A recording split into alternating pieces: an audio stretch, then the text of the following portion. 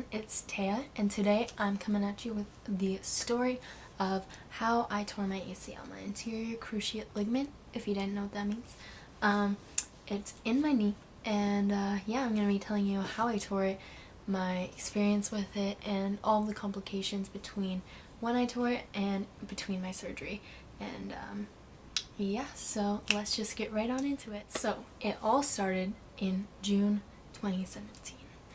It was the very beginning of June. I was at soccer provincials with my high school soccer team, and it's kind of funny, actually not really, but about a week before provincials I minorly hurt my right knee. So the first like 2 or 3 games of provincials I didn't play. I just sat on the side, watched my team. And then in one game, my coach was like, do you want to go in? Do you want to try it? And I was like, yeah, let's go. I'm going to try. Why not? So I went on, and I kid you not, literally in the first minute of being on the field, I had the ball. I was sprinting up the sideline, and I knew that there was this chick that was probably twice my size, sprinting the fastest she could probably go, coming behind me, and I was like, oh my goodness. So I'm running, and I'm like, okay, how am I gonna be here? So I go to do a pullback, and the moment that my direction changed, she hit me with literally all of the force she probably had in her, and man oh man, that was a moment of a lot of pain. So yeah, it was like knee-on-knee contact. She hit like the back/side of my knee, and I just fell to the ground right away. I was like, oh my goodness. And so then I was done for. I stopped playing, and I was like, there's something wrong. Like, we need to get this checked out. So then about an hour or two after, I went to a physiotherapist, and this isn't my regular physiotherapist, it was just one in the city we were in, and he just said that I bruised underneath my kneecap, which kind of confused me. I was like, okay, that kind of seems weird, but whatever. So believed him, went home, whatever. It got really swollen the first few days, hurt a lot to walk on, of course. And yeah, so that was the very first incident of me hurting it, and I just thought I bruised underneath my kneecap, so I was like, oh, I'm fine. And then, so I rested for a while, and then I think I just started to play basketball, maybe it was basketball or soccer, and I tweaked it again somehow. I don't even remember how, and it hurt a lot. Once again, it got really swollen once again. So I went to my regular physiotherapist that I normally see, and she said the very first incident that I probably just dislocated my knee, and that was maybe what happened the second time. So she diagnosed me with a subluxing patella, which means that your knee dislocates and then goes back into place by itself. And so I was like, okay, that sucks, but I mean, hopefully I can do some strengthening exercises and just get my leg back to normal. I got a brace that had like a little donut on the side of it that was supposed to hold my kneecap in place, and so we got one of those, and I wore that whenever I did anything. And I mean, I rested for quite a while until it didn't hurt to walk anymore, and it didn't really hurt to run.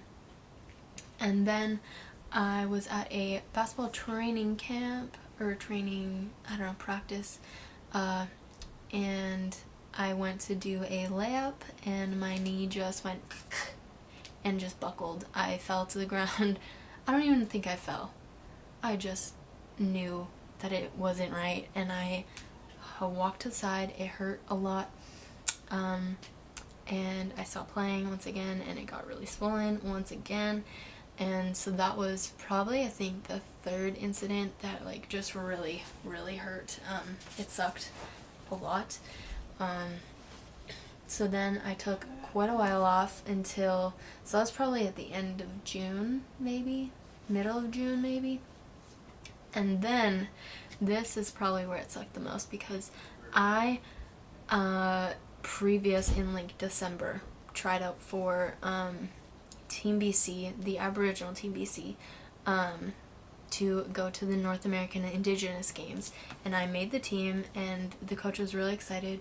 I was supposed to be like the starting point guard, blah blah blah, and so I knew that I was going to the North American Indigenous Games in Toronto, Ontario, and I knew I was going there in mid-January, and I was like, I'm injured, this sucks, like what if I'm still injured when I'm supposed to go? And it turns out I was pretty much better, like pretty much okay. I thought I was fine. I was like, okay, you know what, whatever. So the week before we flew out to Toronto, we had a training camp in Vancouver, which is a ways away, whatever. And I was there, and this was a week-long training camp. In the first 3 days, I believe it was, first 3 days were good, and at the end of the third day, I went and I cut back door. This is for basketball, by the way. I cut back door, and I went to like jump and catch the ball, and I landed on my left leg, all of my weight on my left leg, and my leg just completely buckled. I fell to the ground, and I was in so much pain. I was like, oh my goodness, that hurt a lot. And I knew once again that I was just like, that wasn't good. I'm done for a while. So then I just watched the rest of the training camp for the week, and just watched my team, and then I still went to Toronto, hoping that it would get better and that I'd still be able to play. And the first day we got there, I went and saw the physiotherapist that was provided for all the athletes at the tournament, and I saw him, and he right away he first of all asked what was wrong and stuff like that, and I told him everything that had led up to that point. And first thing he did was an anterior drawer test, and right away he was like, I'm pretty sure you have ACL damage. And I was like, well, that's the first time I heard of that. That's awesome. Great. Awesome. That's exactly what I want to hear at the beginning of this tournament, which obviously it wasn't. So yeah, so that was pretty devastating, not gonna lie, because I was so excited to play with my team and at this tournament. So yes, so that was that. I tried playing, I think, in the very first game, and literally first 20 seconds I tweaked it and it hurt a lot. So I didn't play that week, which I mean, it sucked a lot. The week was still fun. I was still with my teammates, so that's what kept me going. But yeah, it sucked that I wasn't able to play. It was really hard. But anywho, I made it through the week. It was a good week, and then I went home, and we're like, okay, we gotta get an MRI on this as soon as possible. That took quite a while because in Canada, BC, the health system there's quite a long lineup. So instead of waiting in line, we got a private MRI.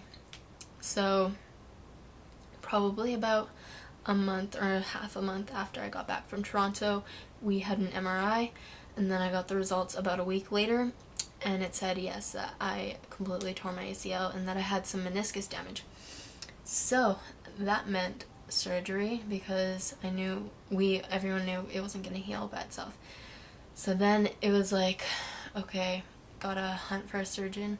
The closest town to me that has like a surgeon, that has a surgeon, is Penticton. But the wait line to even talk to him was like 3 months. Not even to get the surgery, to just talk to him. So that really sucked.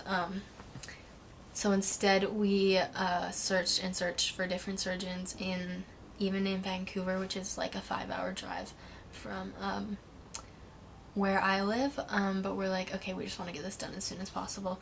So about, I think, a month after I got the MRI, I had my first consultation with a surgeon that we had found. And he was like, okay, what's wrong, blah, blah, blah. And he was like, this was really annoying, not gonna lie. He was like, so you want to get surgery, like, now? And And we're like, yes, please, like, as soon as possible. And he's like, you should wait till summer so it doesn't affect your academics. And I was like, no, I just want to get it done, like, please, as soon as possible. And he's like, pretty much he was saying that, like, I was gonna, like, fail my classes if I got the surgery done in the middle of the school year. And I was like, oh my goodness. So instead of him doing it, he sent us to a different surgeon.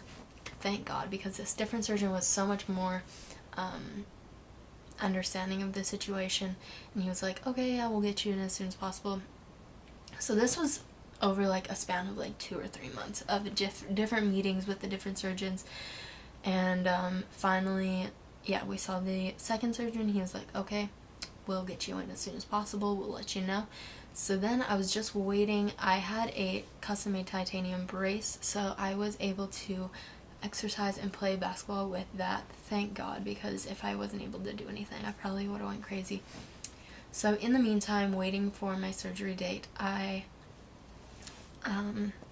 was playing and working out with that brace, and then that took me through like December till like December. In the beginning of January, they called and were like, hey, yeah, we have maybe have an appointment or surgery date for January 19th. And I was like, awesome, that's great, as soon as possible apparently. So yeah, so we're like, okay, we'll take that. And then a couple days later they call back and they're like, oh, sorry, that date's not available anymore. And I was like, oh my goodness, how much longer can this process take? And then probably mid-January they called and were like, okay, February 1st. February 1st is the surgery date. You're good to come in. There's a hair on my face. And so yes, that was my date. I actually already got surgery, so here's my leg right now. But yeah, so that was my story. It was a very long process, let me tell you, of talking to different people, meeting with different doctors, meeting the different surgeons, talking to different people who have experienced it. And yeah, so I finally got the date. It is February 5th now, and so I'm 5 days after surgery. I'm doing good, thank God.